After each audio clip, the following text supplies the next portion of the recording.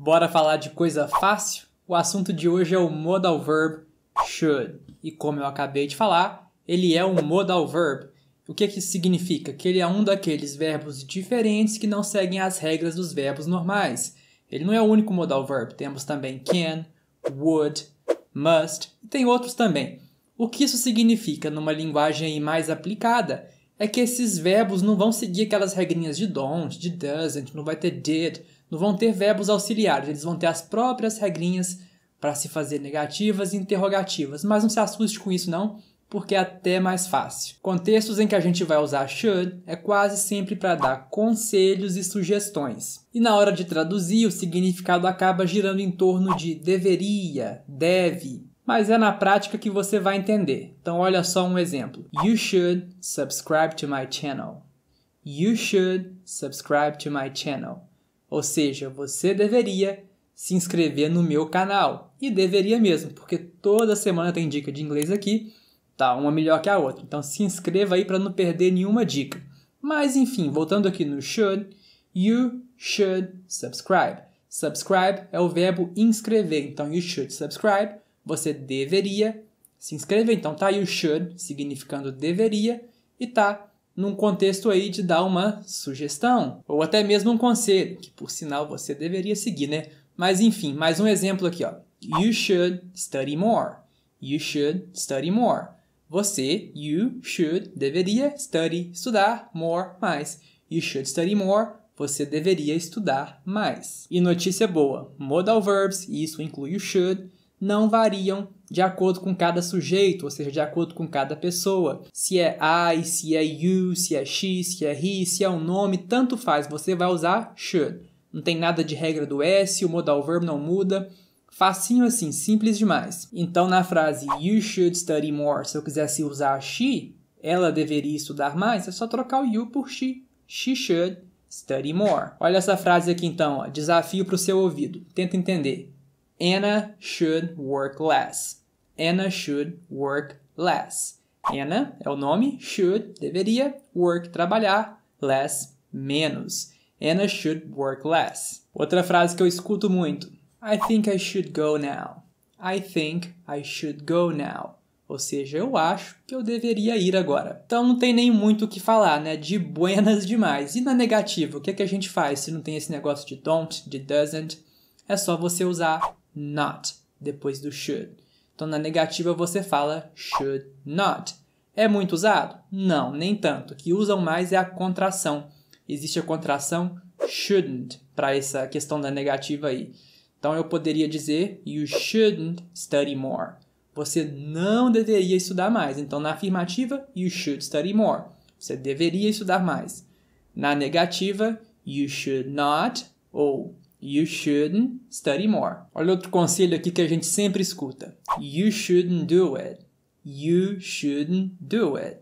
Ou seja, você não deveria fazer isso. You shouldn't do it. E se fosse ela não deveria estar aqui? Ela, she, não deveria, shouldn't, estar, be, aqui, here. She shouldn't be here. Ela não deveria estar aqui. E agora desafio para você, como é que fala o verbo estacionar em inglês? Busca aí do fundo da sua memória. 3, 2, 1, vou te contar. É o verbo park. Estacionar é o verbo park. Então olha só o exemplo. We shouldn't park here. We shouldn't park here. Nós não deveríamos estacionar aqui. E além de nome, você poderia usar até outras coisas, como parentescos, por exemplo. Olha o exemplo de frase aqui. Your sister shouldn't go to that party. Your sister shouldn't go to that party. Ou seja, sua irmã não deveria ir para aquela festa. E aí fica faltando a interrogativa, que também é igual aos outros modal verbs e muito parecido com o verb to be também. É só você dar um tapa no should e ele vai parar atrás da pessoa. Resumindo aqui, você inverte o should com o sujeito da frase. O sujeito da frase geralmente vai ser uma pessoa ou alguma coisa. Ou até mesmo um pronome pessoal, né? Mas enfim, olha aqui o exemplo. Se eu quisesse afirmar eu deveria ir, eu diria I should go. I should go. Eu deveria ir. Mas se eu quisesse perguntar isso, tipo, eu deveria ir? Será que eu deveria ir? É só você inverter. Coloca o should antes do I e fica should I go? Should I go? Aqui a tradução pode variar, pode ser adaptada um pouquinho. Eu poderia traduzir isso como eu deveria ir? Ou eu poderia até mesmo traduzir como devo ir? Será que eu devo ir? Será que eu deveria ir?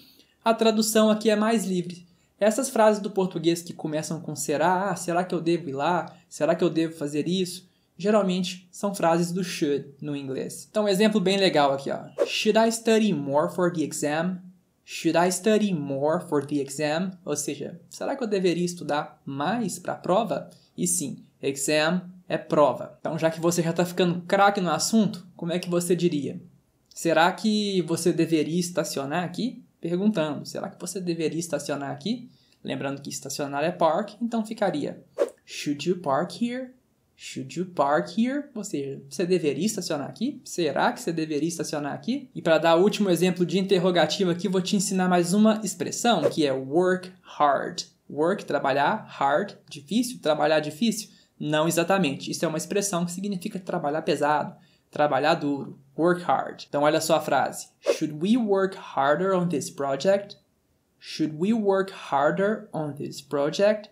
Ou seja, será que deveríamos trabalhar mais pesado, mais duro nesse projeto? E agora, para fechar de vez, só quero te falar que, apesar de, na maioria dos casos, o should vir para dar um conselho ou até mesmo uma sugestão, nem sempre precisa ser assim. Tem alguns poucos contextos a mais aí que poderíamos usar should também. Um deles seria para expressar a expectativa, por exemplo. He should get here in 15 minutes.